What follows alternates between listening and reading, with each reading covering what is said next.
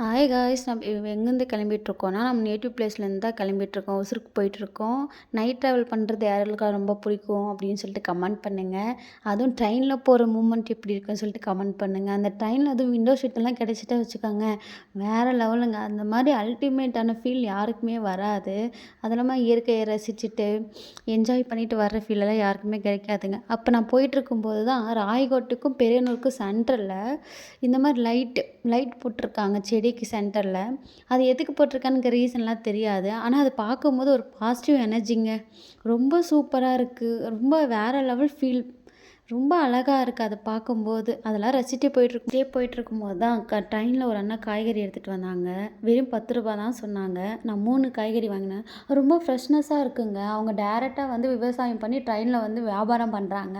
இந்த மாதிரி இருக்கிறவங்களுக்கெல்லாம் சப்போர்ட் பண்ணுங்கள். இங்கே வந்து காய்கறி, தக்காளி, அப்புறம் வந்து கீரை வகை எல்லாமே கிடைக்குங்க. எல்லாமே ஃப்ரெஷ்ஷாக கிடைக்கும். அதுக்கப்புறம் நம்ம ஸ்டாஃப் வந்தாச்சு. நான் ட்ரெயினை விட்டு கீழே இறங்கி நடந்து போயிட்டேன். அங்கே எதுவுமே தெரியாத மாதிரி ஒருத்தர் உட்காந்துருக்காரு இல்லையா, அவர் தான் என்னை கூட்டின்னு போகிறதுக்கு வந்தவர். என்னை பார்க்கலையாமா, பார்க்காத மாதிரி நடிக்கிறாராமா. நானும் பார்க்காத மாதிரி நடிச்சுட்டு வந்துட்டேன். அவரை பின்னாடியே ஓடி வந்துட்டு பேக்கெல்லாம் வாங்கிட்டு 2 பேரும் நடந்து போயிட்டு இருந்தோம். அப்புறம் அங்கே நாங்கள் போயிட்டே இருக்கும்போது பாவமாக ஒரு படுத்திருந்தாரா, அதை பார்த்துட்டு ஒரு ட்ரெயின் கிராஸ் ஆச்சு. ஏன்னா தான் ட்ரெயினுக்குள்ளேருந்து பார்க்கும்போது வெளியேருந்து பார்க்குறக்கு தனி சுகங்க அந்த ட்ரெயின் ஃபீலு. அதுக்கப்புறம் ஃபைனலி நாங்கள் கிளம்பியாச்சு. யார் யாருக்கெல்லாம் இந்த மாதிரி ட்ரெயின் ட்ராவலில் பண்ணிகிட்டு இருக்கும்போது இந்த மாதிரி ஃபீலெல்லாம் இருந்துச்சு, இதெல்லாம் பார்த்துருக்கீங்கன்னு சொல்லிட்டு கமெண்ட்